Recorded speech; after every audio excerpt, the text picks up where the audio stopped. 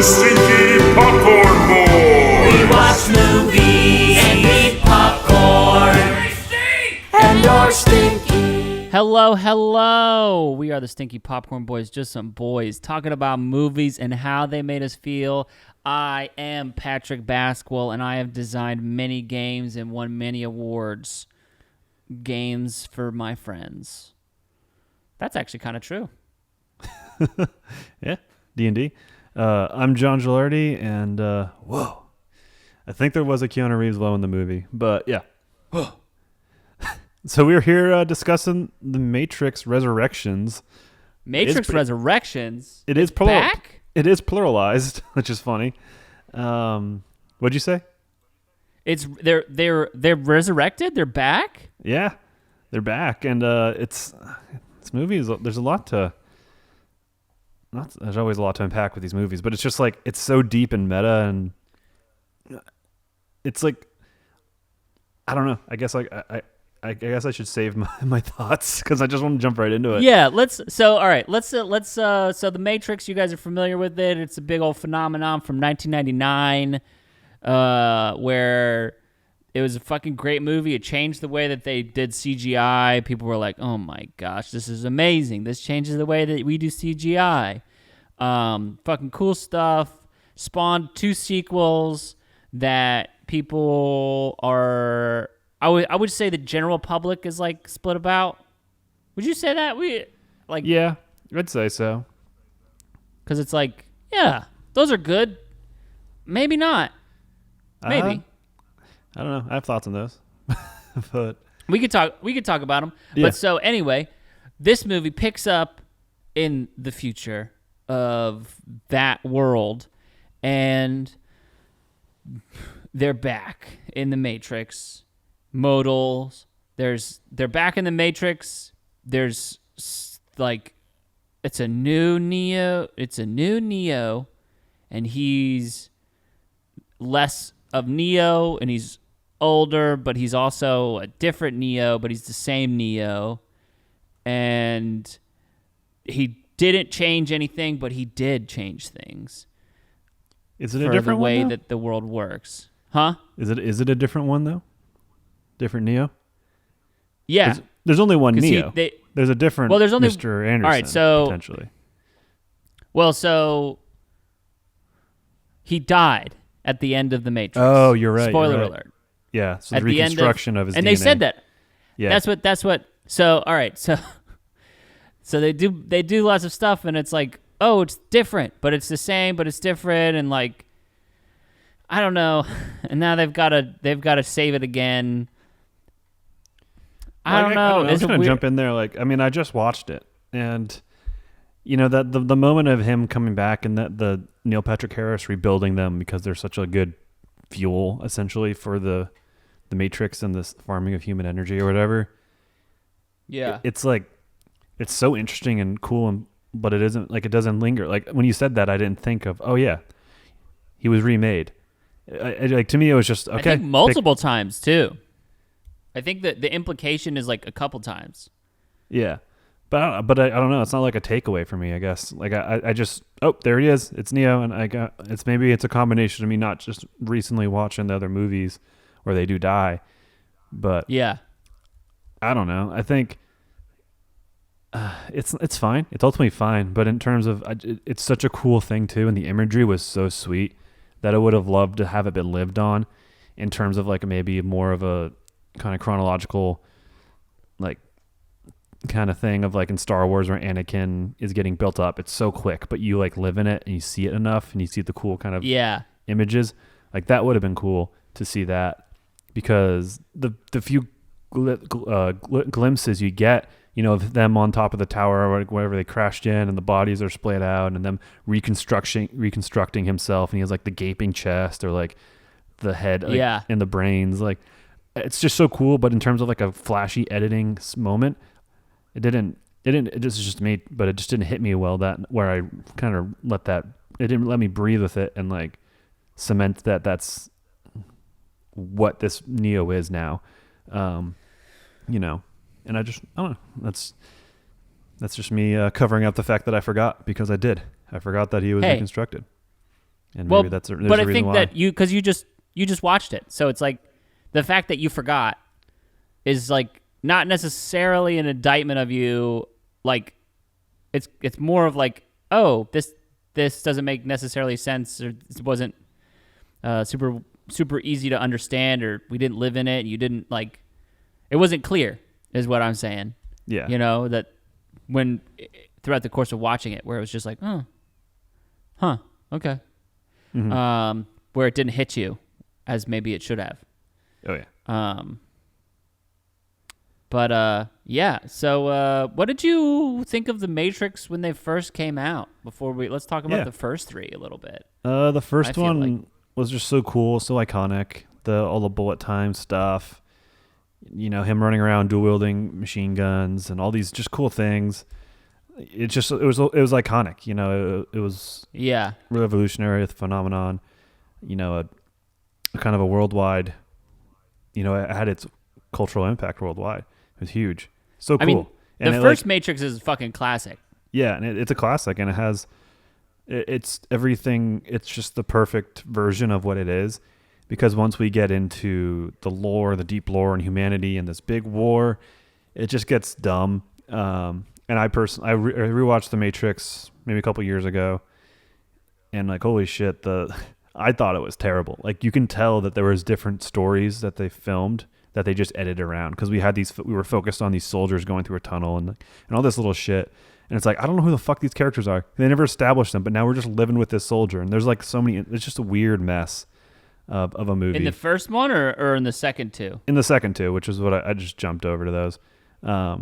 They're kind of a mess. And I'm on the side of the side of the fence that thinks they're very bad.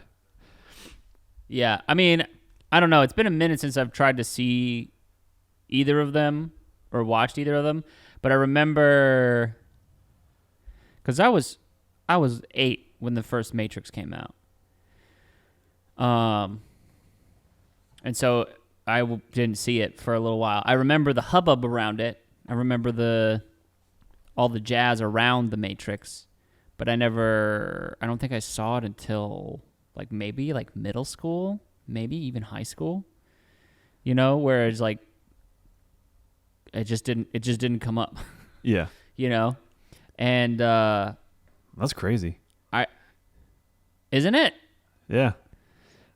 But it is it's a classic. Like, The Matrix is so fucking good. And then it feels like where The Matrix is so good because it's like, oh, we got philosophy and we got all this stuff that in like the first movie, it's like, we don't really need to explain this stuff.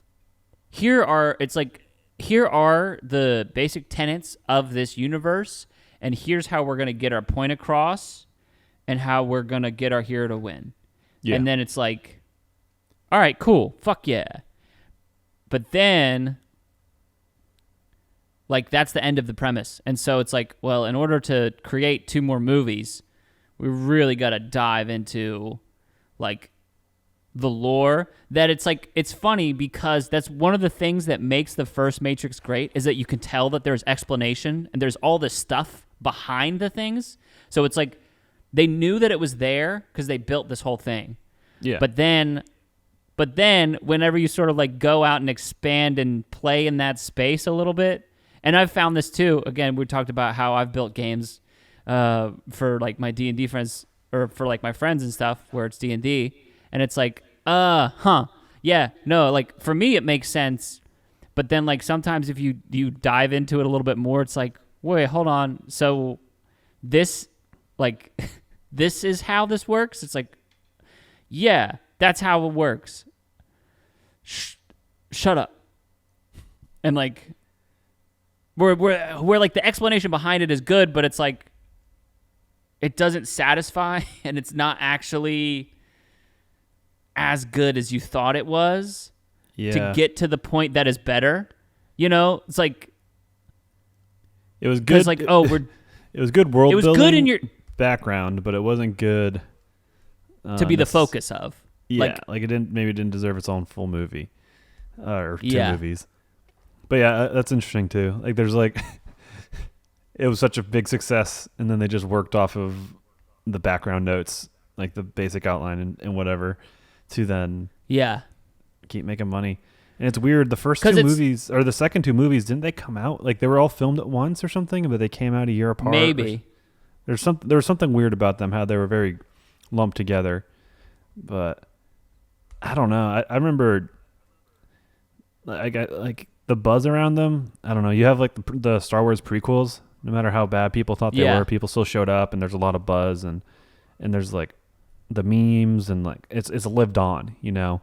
But in pop culture, you have the Matrix, and you have the idea in some of these scenes, and you know, anything iconic bullet timey that was maybe in the second and third movie, or they just make people think of the first movie anyways, and so they're almost insignificant, and maybe that's a big part of how significant the first movie is, that it can carry that. But it's very interesting, and then it's like, where does this movie fit in, you know, in that scheme of it, especially like of being good or bad, or you know, is it in between, or is it another bad movie? I don't know.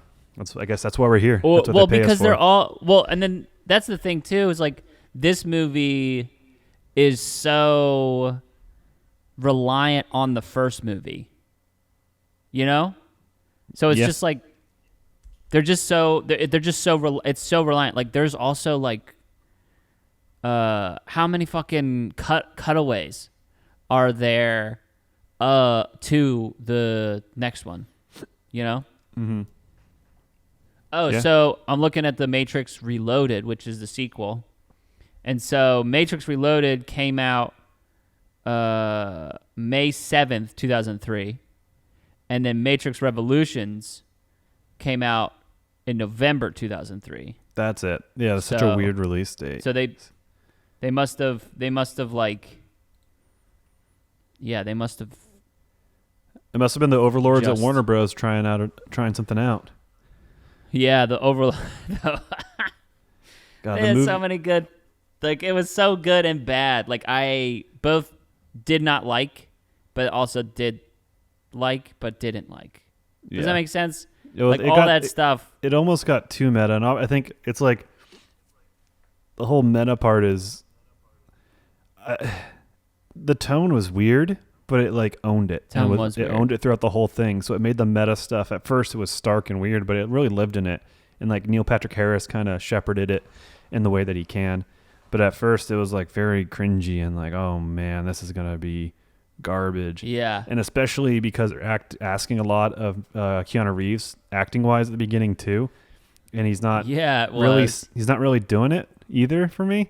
So it's like a weird combination of like trying to get the tone, or like trying to understand the tone, and then Keanu's acting chops, and then just these super meta things like the Warner Bros. and even like, you know, if you only notice this if you're aware of it, but there's like the video game awards is like where he tried to walk off the building, and that's like a very like it's a real thing in our world, the video game awards, and like Keanu's been at it for when he was doing prep for Cyberpunk and all these different things, and it's just very like cheesy, and like you can like see the connections, I guess, if that makes sense, of like, oh, Keanu went to the Game Awards, so now he's probably friends with Jeff Keighley or something, and then that's how Jeff Keighley or Keanu or someone was like, oh, let's do this, and it's like it's such a weird thing, because like, and it's not a flex, I don't know Jeff Keighley, but I know people who know him very well, and it's so weirdly connected that it's like that personally took me out of it, and it became cringy because I just knew, I don't know, I just had such weird adjacent affiliation, I guess. I don't know how to word it, but I think I would have thought it was weird anyways if I didn't have that, just the Game Awards. And that was the venue that he, like this big moment where he tried to kill himself. It's just so bizarre and weird, and I don't know if I'm conveying why that's weird to me, but I think I understand, because it's like it feels like too directly tied into reality.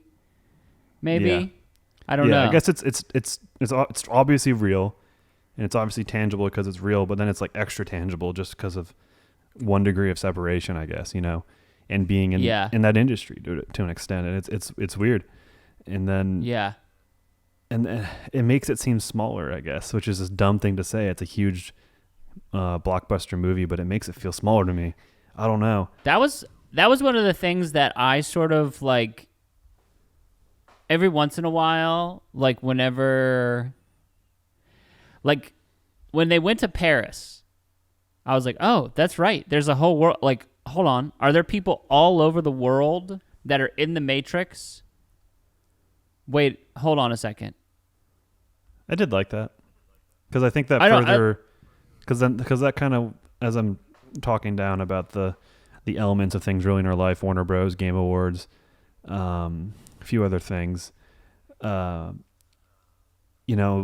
it's there's like that fantasy or fear or anxiety which which Neo is essentially having in the Matrix. Is like, is this real? Is it not? Is this a simulation? And I think showing the full world kind of makes that more of a reality instead of like, oh, the simulation can only handle a city, Where this, it's like, no, the simulation is the world. It's our reality. I don't know. Yeah. I like that. I didn't think you disliked it. I didn't pick that up. I'm just saying I liked it.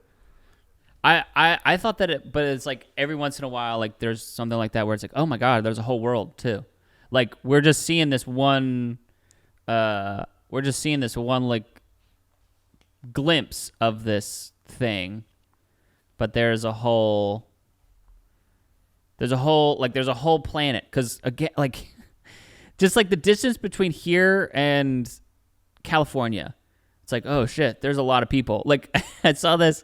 I recently went to the Philadelphia 76ers game, and like I was like, man, there's like fucking 20,000 people here or something in one space, and they all go back to their own homes and eat their own lasagna and do their own poop, or whatever. And it's just like, holy shit.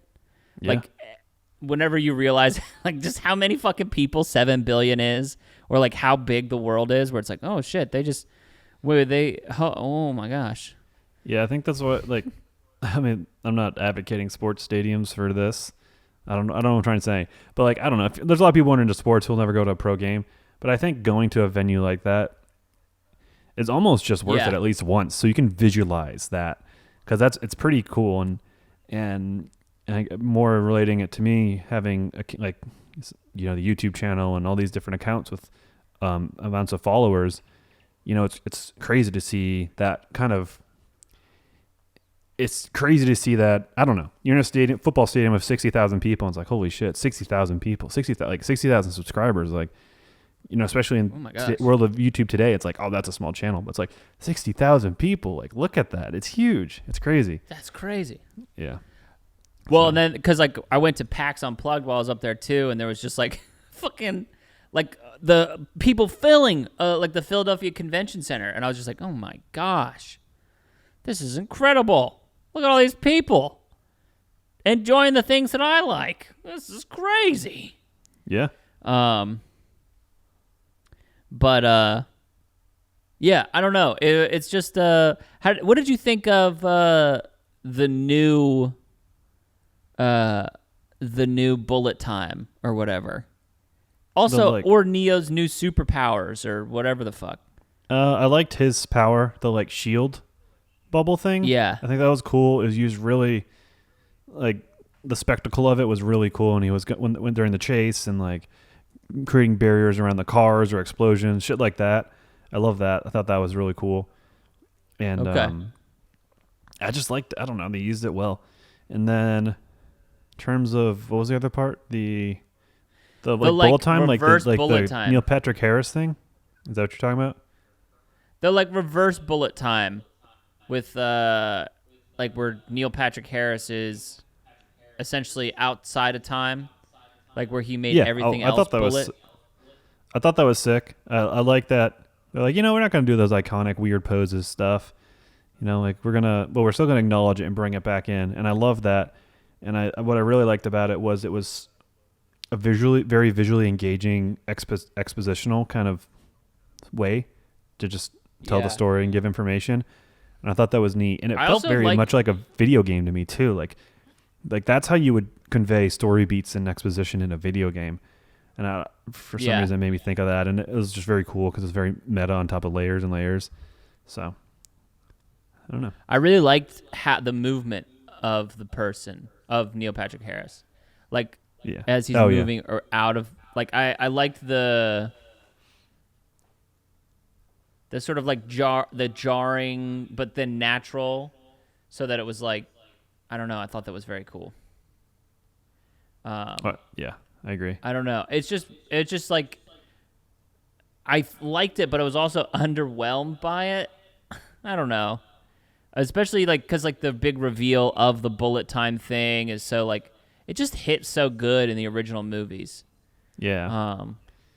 I guess. So I mean, like, ultimately, like I would have loved to just have that in this movie. Like that would have been fun. And instead of like I guess I appreciate and admire the fact that they didn't rely on it, and they didn't just kind of essentially go for the eye candy. Like there's the scene where all the game developers are talking about what people want. And you're like, philosophical shit or cool bullet time. And so, like, obviously, again, meta, very layers and layers.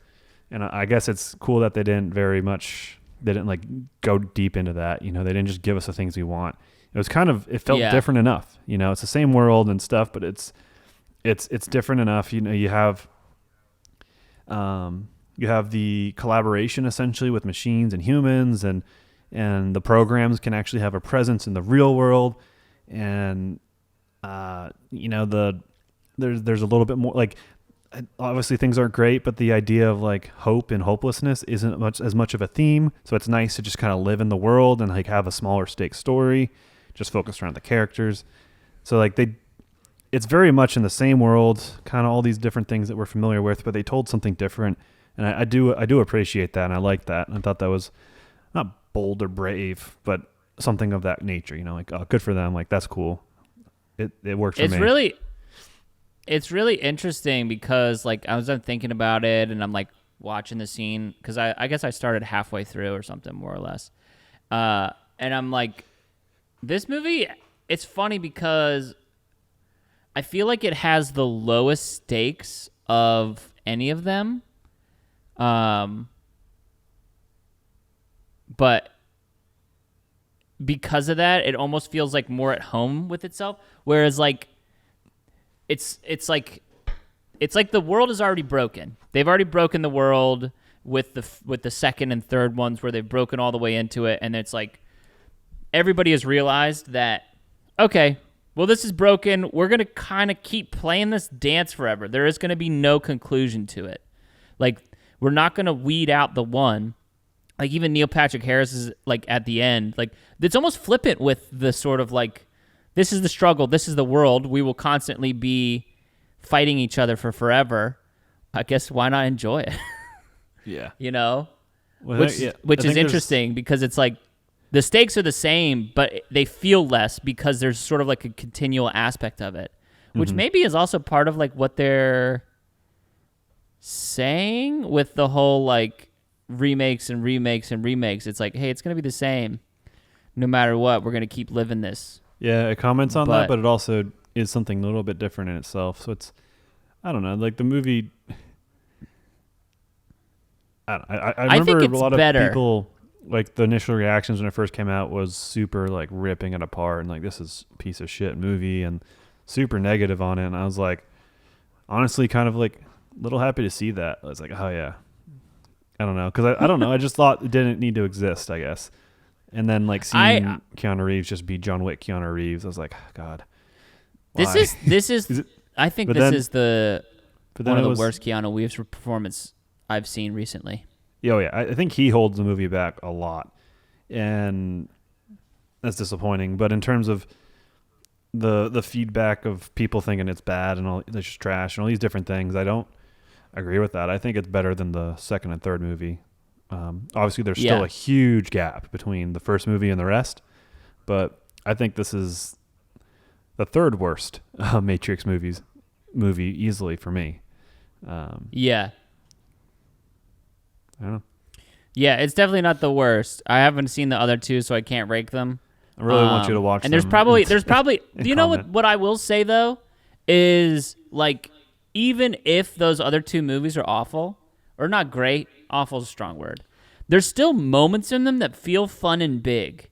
Like, I don't know if, like, nothing has this sort of, like, the weight of Neo fighting 100 Agent Smiths, you know? Like, say what you will, like, it was like, this is ridiculous and kind of stupid. Yeah. But also, that's pretty fun.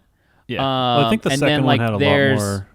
Second one had a lot more moments, but I think it wheels start to fall off in the third one, where it was the big, like, all stakes battle for existence. Yeah. I mean, really, it's like any of the stuff that's outside of the Matrix where they're being fucking superheroes is like a little bit less exciting. You know, I remember even watching when I remember feeling that way even when I first watched the two. Like, I was like, man, I really wish that they would spend less time in Zion. Like, I really just can we move out of Zion and get to the fucking Matrix? Yeah, and I'm glad they... Like, I get it, guys, I guess, but... I think this one had a good balance of that between being an IO and the spaceship and all that different stuff. Yeah. I think one complaint that I had a very hard time with in the movie was establishing the scene and understanding what was happening, particularly with some of the action in the close quarters area. It just looked like garbled mush, and I didn't know what the fuck was happening. In Zion or in general?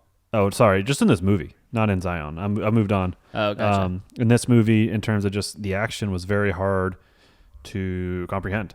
You know, you have the fight scene on the train, the Japanese train, the fight in the like clock tower thing, very hard to track, very confusing. And then also the fight redundant. in the game studio as well. Feel, yeah, I don't know. I think that, I don't know, like, I feel like they were worried about making Neo remember his powers too soon or remember, like, how cool he is. And it's like, Keanu has proved that he can still fight. Like, he can still do the fight choreo and stuff. And I wonder if they were, like, holding back for narrative reasons. But it was really, like, I don't know, really, it felt much more like Keanu Reeves than Neo. I don't know. Like, I feel, it feels really and I haven't seen the other, again, I'll say that probably a couple more times, but I haven't seen the other three movies in a while, so I can't say, but it feels like the most disconnected from those other ones. Because, like, in the original Matrix, he had vibes, you know? Like, it matches. And a lot of times, like, his, like, sort of, like, monosyllabic, monotone jazz sort of works. But it does not work in this movie. And I don't like it. I don't like that I feel that way because I love Keanu as a person. And, like, I like watching him on screen a lot of times. Yeah. You know, but this is not one of those times. Do you think they're asking too much of him? Do you think it's a tone thing? Like, where do you think that's coming from? I don't know. It just doesn't match. It just doesn't feel good. Like, this movie is not as bad in my mind as the other two sequels, but it doesn't feel as full. Maybe because it doesn't have as much heft behind it, and maybe it's because I haven't seen those other movies. But it also just, like, I just keep going back. It's like, why is this movie really is, like, my main question. Like, why does it exist? I saw that whenever, yeah, like, why does it exist? Why did we need it? No disrespect to the Wachowskis. Like, keep getting that money, keep making your thing, even though I think it's just Lana. Yeah, it was just one of them. Because I know one of them didn't do it. But it's like, it's also just like, I don't know. Like, even in the movie, it feels like they're like, why is this movie happening? Yeah, I would agree with that kind of tone and sentiment too. You know, I don't know. I think, like, a lot of this movie being made does feel like it's coming from a place of fun and love and, like, having, like, going back and playing and just, I don't know. Like, to me, it feels like a pretty genuine movie, which I liked, especially for how much of a big blockbuster it is, you know? And I think, I don't really know, but but it feels like the creators had a lot of leeway on where they could take this and all that. And, I think that saves it for me, is that it feels like a genuine movie that people had fun making. Its tone is different, but I don't know. I don't hate it. And I think it's also kind of like, it's very self-aware. I mean, like the Jonathan Groff, like evil reveal when he realized he's the Agent Smith. Like, it's so cheesy, but it works. And it kind of, I mean, it's supposed to be like almost anime, it's like American anime. And so I think it delivers on that. Maybe it's just Keanu then for me that's holding it back. Cause like, I don't disagree with you. I still like, I don't know. It feels light. Like, it doesn't feel like, cause like, I also love Yabdul.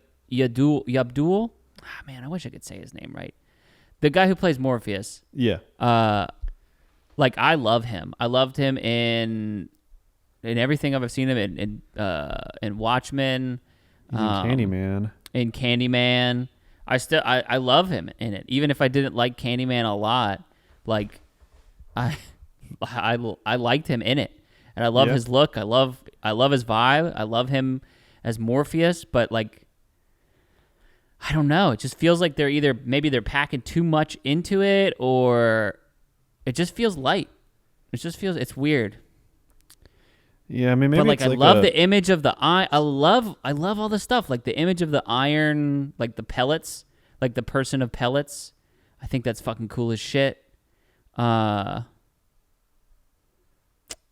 I don't know what doesn't do it for me. And I also love, spoiler alert, I love Trinity, like, discovering her powers and being sort of the leader at the end, like, finally sort of like accepting herself as the person. I'm like, all right, cool, hell yeah. Well, like, I have a comment on that. Apparently, my girlfriend mentioned the Trinity Syndrome or complex, I think, where there's a competent female who gets surpassed by a incompetent male. Like, so the competent female already exists, but then the incompetent male. So it's like the Lego movie. God, there's a bunch of examples. Like, there's more examples of this than Born Sexy Yesterday. Do you know what Born Sexy Yesterday is? What's Born Sexy Yesterday? Ghost in the Shell, Alita Battle Angel, Fifth Element.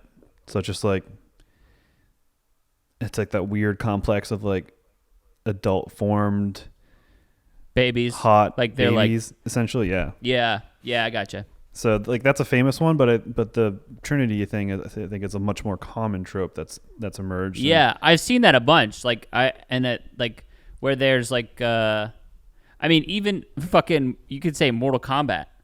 The most recent Mortal Kombat with Sonya, is it Sonya Blade, where she's like, fucking Cole is a washed up guy, and he's just because of his lineage, but she's the one who's been searching and doing this, and he accidentally falls into it all the time. That happens where it's like, hey, here's a person who's like been searching for this the whole time, and then like, oh, here's the idiot guy who just fell into it. Yeah. I mean, more examples are, A New Hope, Leia's more competent at the beginning. Yeah. Harry Potter, Hermione's more competent than Harry. Yeah. And Guardians of the Galaxy, Peter Quill and Gamora. Mm-hmm. So, Chris it's interesting, Pratt, but I think always. like the theory, or it obviously is named after Trinity, and so that was a trope, and maybe potentially created by this film, and I think they kind of fixed that by like, they need each other, to be powerful. One didn't help the other become powerful. It was like some symbiotic tour de force, inevitable thing, which is pretty cool. Pretty, like, it's like, when it's one of those, if you know, and I only know because my girlfriend and I were discussing it after, but it's like, oh, that's cool. It's like a nice, again, not more meta shit. Like, the whole movie is just meta, and it's so many different layers, like layers on top of it, like on the side, underneath, diagonal. It's like fixing itself. Yeah. So it's pretty cool. But yeah, going back to Morpheus, I really liked how they did him. I know. Maybe I just wanted more. You wanted more of the movie? Or like I want more in the ways that I want it. You know? Like I want more Morpheus. I want Keanu Reeves to be better and so to be more and this I was discussing this with somebody else too. Sorry, we can go back to Morpheus. Sorry, I'm bouncing all over the place. Go ahead. Keep going. Where because I love Jonathan Groff and I love them casting him as Agent Smith and I almost love it. But like I don't know. It feels like he almost sells it. But maybe it's just cuz I know his history as like musical theater, originating the role of for Spring Awakening and all this other stuff, like where he's like fucking hell yeah, I am musical theater, you know? And so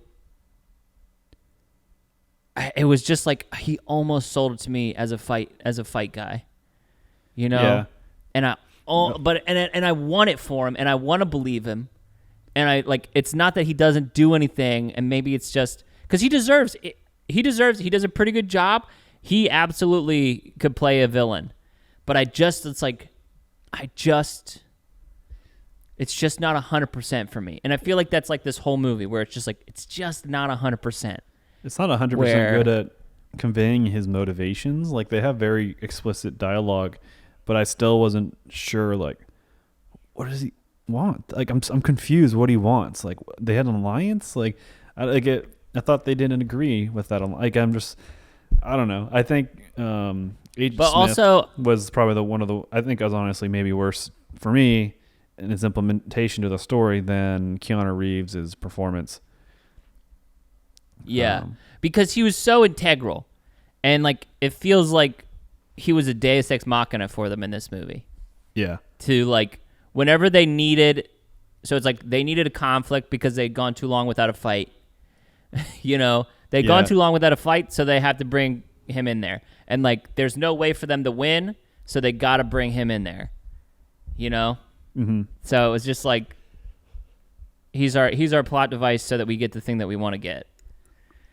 It was just, I don't know, but like all that to say, where it's like that. I think that's just like the movie for me, where it's like, Morpheus is so cool. I love that Trinity gets to be the hero at the end, but like everything feels like it's like 80%. I don't know. I don't know what I don't honestly like. You know, a lot of times I can come in here and be like, let me rewrite this, or like, here's what I would have done for this sort of thing, or here's what would have made it better for me. But I don't have that. I don't have that for this because it's like,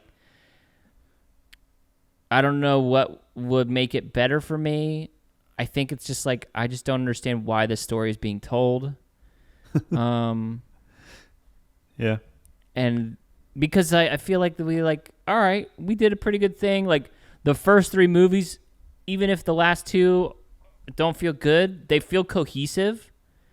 You know, and there's really cool moments in them. And I just don't think that we get anything. I don't think we get anything new out of this movie. Like, not in a real substantial way.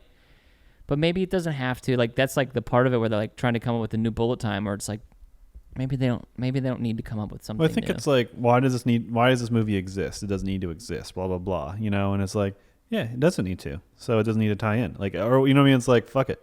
Let's just tell a fun story and again, maybe that's the meta layers to it. You know, it's just like, this doesn't need to exist. We know it doesn't need to exist, but we're gonna make it, and we're gonna like kind of layer that in that we know that, you know, in this movie, by it kind of feeling just disconnected.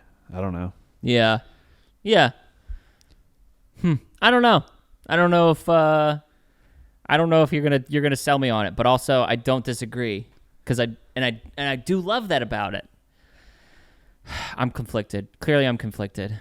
Yeah. Just like Spider-Man and Spider-Man 2, when he's like, should I be Spider-Man or can I be a regular boy? And then he's like, I guess I'll be Spider-Man. Yeah. And save the world. So I need to rewatch all those after No Way Home. I saw an interesting theory on a big pivot that good the Tom Holland Spider-Man will stay and continue to exist, and maybe in an MCU sense, but like Tom Holland, it'll be Spider-Man stories, you know, like we don't have like Iron Man cameos or like it'll just be Spider-Man, you know, like the original one where it's him doing his stuff. And I think that really interests me because that brings back to the thing that I'd like the most, which is just the Spider-Man centric story in New York City. And yeah, I think that's really exciting. I think it isn't confirmed necessarily. It's like more of a theory or prediction, but I could see Sony getting down with that and whatever Marvel's involvement too, you know. And it keeps Tom Holland around, and you can always have him come back in some sense, you know. So yeah, they'll definitely. I think that it'll probably be. They might be able to get 2. It might only be. They might be able to get 2 out of solo Spider-Man. You know, because I think that's the idea of them. Hey, nobody remembers who he is, so he gets to be divorced from Avengers stuff for a little while. Yeah. So that's good for them. Well, it's also cool because he can I mean, it essentially starts him from the beginning. Like his aunt. No, I mean that his aunt uncle figure's dead. He's got to start his new relationships. Yeah. He's by himself. He gets to meet gets to meet Harry Osborn or whoever his Harry Osborn is. He gets to meet Gwen Stacy or Black Cat or whoever that is, like whoever the next thing is. Like, because I wonder if Miles Morales does exist too in this universe. He does? Yeah. Do you remember? I mean, because Donald Glover, because the Prowler. Yeah, because he's Aaron Jones is the name who because he plays a guy who will end up being the Prowler supposedly. Who, Donald Glover? Yeah. Yeah, and he references his nephew Miles. So, I mean, that'd be cool. See Donald Glover as a villain. That'd be really interesting. That'd be fucking great. Yeah. But that'd be really freaking cool. But anyway, The Matrix. Yeah, I don't. The Matrix. I have too much more to say. Like I actually had really low expectations, and I came out digging the movie. I think more than I expected. So I'm happy. I'm a satisfied customer. That's where I put my foot. I don't know. I don't know. How about you? I'm a satisfied customer, and I don't need anything more from this. You know, do you think that they're going to make it? But you want it. But you want more from it, also. I want more from it, but I don't know why it exists. Like I didn't need it in the first place. You know. I think this has more. Like what's more justified, a John Wick 4 or this? Obviously, John Wick 3 ended with a big cliffhanger, so that's something. But I will say with the John Wick stuff is that with John Wick, they're like, yo, we are gonna keep doing these as long as everyone wants to keep doing these. Yeah. You know, like there's no story that they're gonna finish. I don't think. Like, for better or worse, for the most part, it's just Keanu being like there is like lore, but the lore is really to explain why it keeps happening. Yeah. Just motivating and not story. Because but like in the Matrix, it's like the story is the most important thing, but then like it's somehow becomes minimized by everything. Yeah. I don't know. I will say, like, it becomes minimized by there continuing to be more, and then like it's just interesting. I think I said I wrapped it up, but I do have some thoughts on the gunplay and the fighting. Oh yeah, neither were extremely exciting. Like the hand-to-hand combat, like I mentioned, was very claustrophobic, and it was hard to get a read on the action. The gunplay. Well, there's nothing exciting about it. Yeah, that wasn't exciting. As I've already said. And the gunplay wasn't like John Wick or Kingsman or anything like that. It was just very generic, like 80s hip-firing bullshit, which is awesome when the tone is right, you know. But in this movie, I don't know. I guess it's obviously the movie's supposed to be sort of comic booky anime, American anime, but it just felt they felt too much like props than actually tools accomplishing a job. Like it felt more stage theatery than a blockbuster movie with guns and kung fu shit. So I don't know. That underperformed for me, especially knowing that you touched on earlier that John Wick can do it, and like movies like John Wick, or not, sorry, Keanu Reeves can do it because of John Wick, and these movies have established that stuff's fun and cool and can add to it. And it would have been like when Matrix came out, the whole gun fu shit wasn't really a thing, but again, now you've had John Wick, you've had Kingsman, and like that stuff's a thing, and it's fun, and it reads well on camera. And you don't have any of that in this movie. And maybe it doesn't need it, but it's like one of those things where it's like taking something from our past, and like we have all these cool things. We have the technology, we have the fun new techniques, the stuntmen that know all these different things, all that, all that kind of shit. And it doesn't take advantage of it, which is like, it's just claustrophobic fighting. And it's like, it's nothing like in the second movie with all the Agent Smiths. Like that was claustrophobic.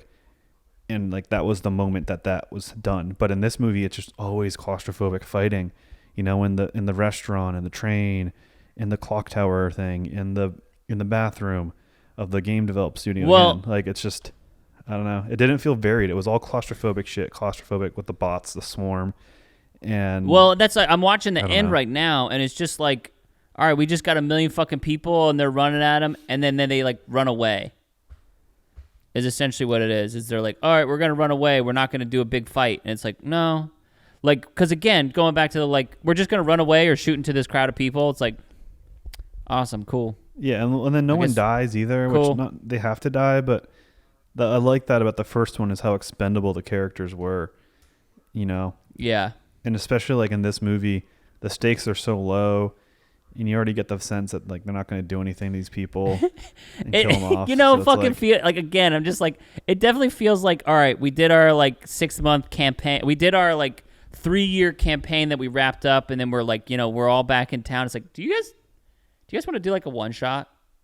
Let's do a one shot, and like the people who had dev characters, like you play new characters, and it's like well the DM is like I don't want to kill anybody because like we're all gonna leave and.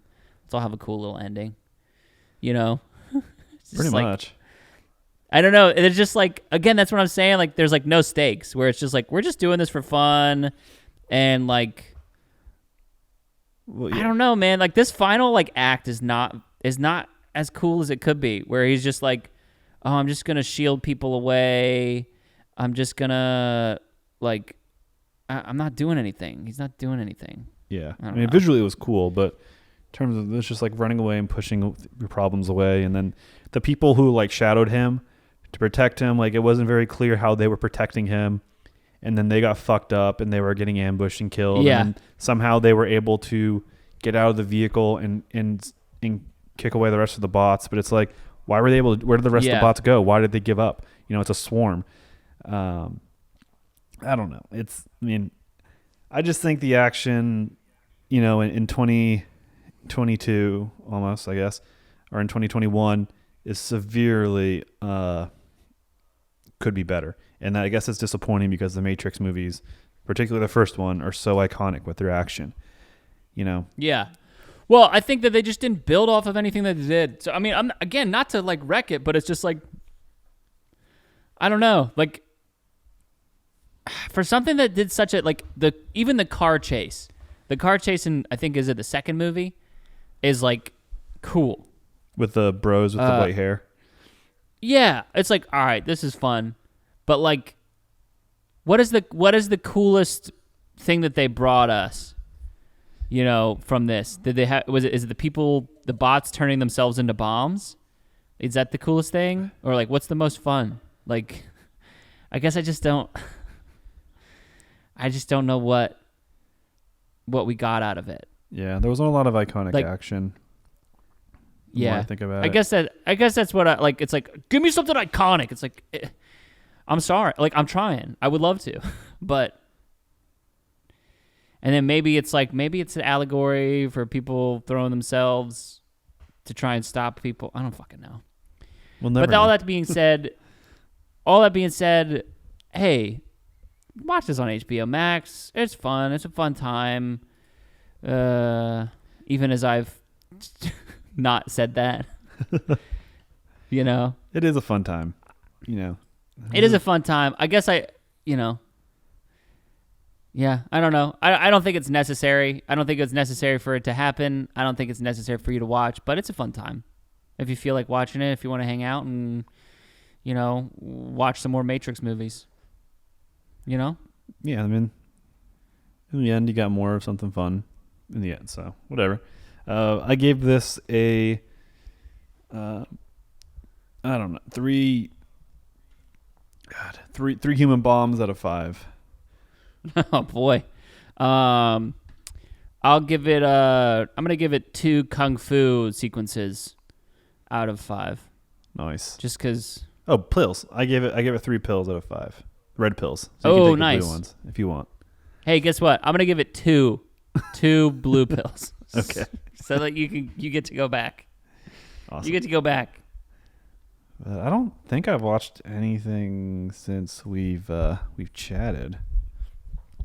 I watched Red Notice, which I think I already said. Yeah, we were talked about that.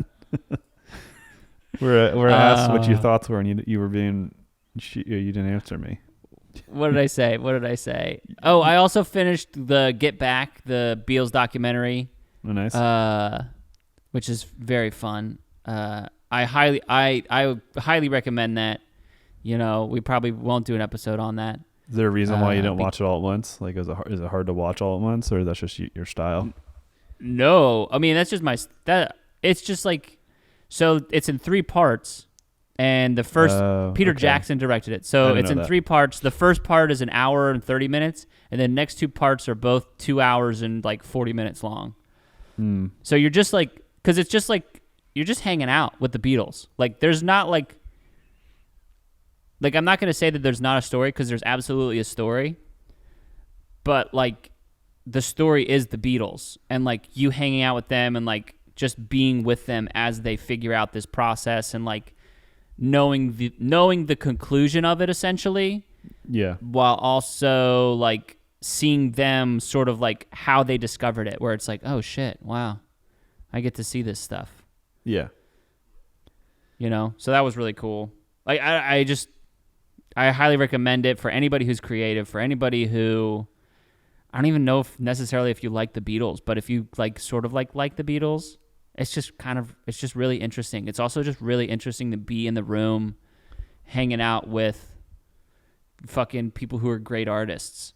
Have you seen Peter Jackson's other documentary, They Too Shall Not Grow Old, or something like that? No. The World War II one? World War I one? The World War I one, yeah. Where he like colorized all this stuff? And added sound design to it. It's so good. It's just like a time traveling experience, I guess. It's really neat. Yeah. Yeah. I haven't seen that, but I'm sure that's how. Like, I'm watching this end sequence, and it's just like we have all these like gratuitous beauty shots. I'm sorry, I'm going back to the Matrix real fast. We have all these gratuitous beauty shots of like bullet casings like falling as the helicopters are firing at them, and it's like, it's not that cool. No, I don't know. It's like a beauty shot of something that's just like, what? Like for me, why is it like? Like if it was in the music video, it's like, if it's a music video, it's like, all right, yeah, we're filling time here and this is cool. But it's like, for this, we're at our climax. Why are we filling time with bullet casings? Why are we like are we trying to build tension? What are we trying to do with this?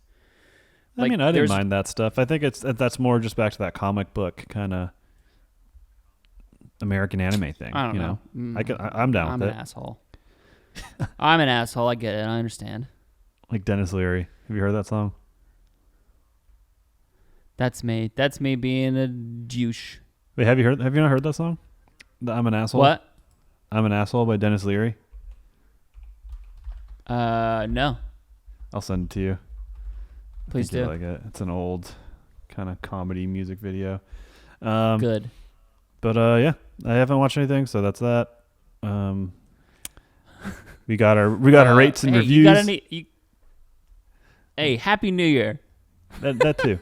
Well, this will come out later in the month, but for us, it's it's New Year's Eve. So Happy New Year to all you listening, even though it's already been the New Year for a while. But you know what? No. Happy New Year. Wasn't that a joke we had last year that we said Happy New Year for like 6 months? Maybe. I don't know. I'm probably going to do it again because it's a good joke. It's a good joke. It's a solid joke. Yep. Also, I can't believe here's another good joke. Can't believe it's 2021 already. Oh boy, man. Well, then Betty White died on the last day of 2021. As if I couldn't get enough of man. This. God dang. She just turned 99. I know. She just turned 99. Like, she didn't make it to the century, and that's, you know what? That's okay. Because she lived a fucking full life, and she had a lot of people who loved her, and I'm going to make myself cry thinking about how great of a life Betty White was, how much joy she gave other people. Consciously lived through World War II, which isn't, like, there's still plenty of that, but, like, they're dying out. But it's, like, crazy to, like, I don't know. She was, like, 20. She was 20 during World War II. No. And she's lived a full life since, not enjoying, but, like, experiencing in real time World War II. Like, that's just so crazy that there was someone, and there's still plenty of them now. Obviously, they're dying out more and more, but it's just like we're getting so far from that. It's like weird, you know? I remember when I was like the Vietnam. She was 23 in 1945. Yep. Wow.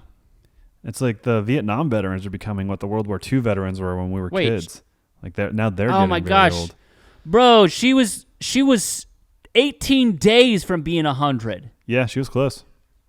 She was 18 days from being 100. Yeah, I was reading a bunch of articles on it a couple days ago. I know. I see on Twitter she died. I'm like, Betty White's kicking. Because there was like, how's Betty White lived this long? And she says, I don't eat green shit, bitch. Well, also, I don't know. I wasn't paying attention. But also, going back to the Matrix again, the flying looked lame. It looked like they were on wires. It's not Carrie-Anne Moss's fault. It's not their fault. But it's like, we could have done better. It's 2022. There's people, they do cool flying stuff all the time. Also, it didn't feel like a moment of desperation, like, all right, let's aim for the bushes. You know, like, it didn't, and like, was it them like, man, let's just die together if we can't live free, you know? Like, I think that's what they wanted out of it, but it didn't feel like that. Like, it didn't feel like, it just felt flat, and then they jumped, and like, oh. And he's like, are you doing this? And she's like, I think so. And then she just says, bye, to the helicopter and flies away, and that's the movie's resolution. You know, like, that was pretty weak. But Matrix, more like Matrix resolutions. Yeah. Freaking got him, dude. Sick Freaking burn. got him. Matrix resolutions. Freaking got him, bro. You're gonna just be saying that for the next 12 hours to yourself, bro. Just Matrix resolutions. Freaking got him. Hey, freaking got him, dude. You know who got him? We freaking got him. Patrick Basquel. Patrick freaking Basquel just clapped in there for you so that you know who got him. It's me. Matrix resolutions. Kick off Neil Patrick Harris's jaw. Get out of here. Oh yeah, that was fun. Anyways, thank you guys for listening. We'll see you next week, and we'll see you in the new year. Yeah, that too. Happy New Year. All right. Oh, I love you. All right. Hey, as they say in the Matrix, adios, Matrix. Hey.